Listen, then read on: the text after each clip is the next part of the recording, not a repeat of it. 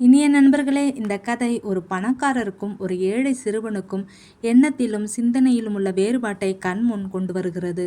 பணக்காரரின் இரும்பு மனதை தன் இனிய வார்த்தையாலும் அன்பின் பகிர்வாலும் திறந்து வைக்கிறான் சிறுவன்.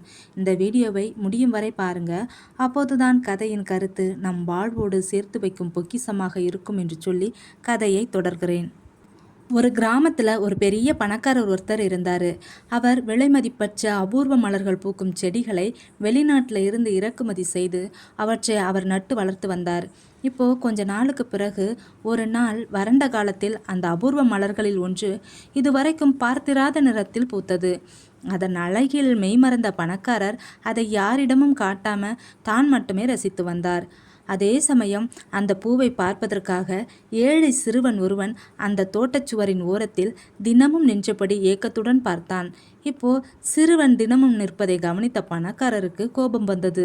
அந்த சிறுவனை அடிப்பதற்காக விரட்டி செல்ல, அப்போ அந்த சிறுவன் அவர் முன் சிறுவனுக்கு பிடித்த அவன் கையில் வைத்திருந்த ஒரு பொம்மையை அவர் முன் வைத்துவிட்டு, ஏன் கோபப்படுறீங்க? உங்ககிட்ட இருக்கிற நீங்கள் ரசித்த பூவை போல என் கையில் இருந்த ஒரே அழகான பொருள் இதுதான். இதை பாருங்களேன், இதை உங்களுக்கு தரேன். இதை பார்த்தா உங்கள் கவலை எல்லாமே மாறிடும் என்று சொல்லிவிட்டு ஒரே ஓட்டமாக ஓடிவிட்டான். அந்த சிறுவனின் இந்த செயல் பூட்டி கிடந்த பணக்காரரின் இரும்பு இதயத்தை உடைத்தது.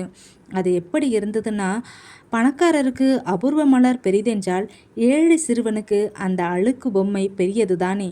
பொருளில் என்ன இருக்கிறது? பகிர்வில்தான் பண்பு இருக்கிறது என்பதை அவர் வளர்த்து வந்த அபூர்வ மலரை விட அந்த சிறுவனின் அன்பு மனம் விலைமதிப்பற்றது என்பதை உணர்ந்தார் பணக்காரர். இனிய மக்களே, கதை எப்படி இருக்கு? இந்த கதை நமக்கு உணர்த்தும் செய்தி, ஏழையின் மிகப்பெரிய செல்வமே பகிர்வுதான். ஏழைக்கு தான் தன்னிடம் இருப்பதை பிறருக்கு கொடுக்க நல்ல மனசு இருக்கும். அதனால தான் இப்படி சொல்வாங்க, பணக்காரங்க கூட கடவுளை தேடி செல்லலாம், ஆனால் ஏழையை தேடி கடவுளே வந்துருவாருன்னு.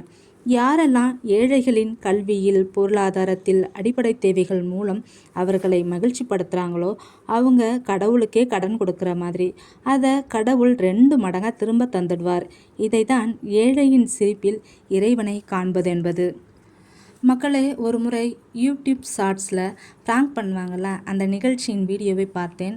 அதில் ஒருவர் நெடுஞ்சாலை ஓரத்தில் பந்தல் போட்டு பலாச்சொலை விற்கும் ஒரு அக்காவிடம் சென்று, அக்கா, எனக்கு ரொம்ப பசிக்குது, சாப்பிட ஏதாவது தாங்க என்றார்.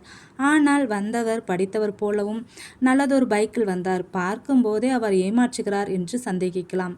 ஆனால் அந்த அக்கா சிரித்து கொண்டே பலாச்சுளையை தர முயற்சிக்கும் போது, அக்கா, என்னிடம் காசு இல்லை, இருந்த காசெல்லாம் பெட்ரோலுக்கே சரியாக போச்சு என்று சொல்ல, அந்த அக்கா சிரித்தபடியே, பசிக்குதுன்னு சொல்கிறீங்க, பசின்னு சொன்ன பிறகு அதுக்கு காசு யாரு கேட்பா? பசிக்கு சாப்பிட தானே கடவுள் இதையெல்லாம் படைச்சிருக்கிறாரு. ஆனால் நாம தான் காசுக்காக விற்க வேண்டிய தேவை இருக்கிறது என்று சொல்லியபடியே அவர் கை நிறைய பலாச்சுளையை கொடுத்தாங்க. அதை பார்க்கும்போது எனக்கு என்ன தோணுச்சுன்னா, இந்த அளவு அன்பு சுரக்கும் அவங்க இதயத்தில் கடவுள் கண்டிப்பாக வாழ்ந்துட்டு இருக்காரு என்று உணர்ந்து கொண்டேன். சரிங்க மக்களே, மீண்டும் மற்றும் ஒரு கதை காணொளியில் சந்திக்கலாம். அதுவரை உங்களிடமிருந்து விடைபெறுகிறேன்.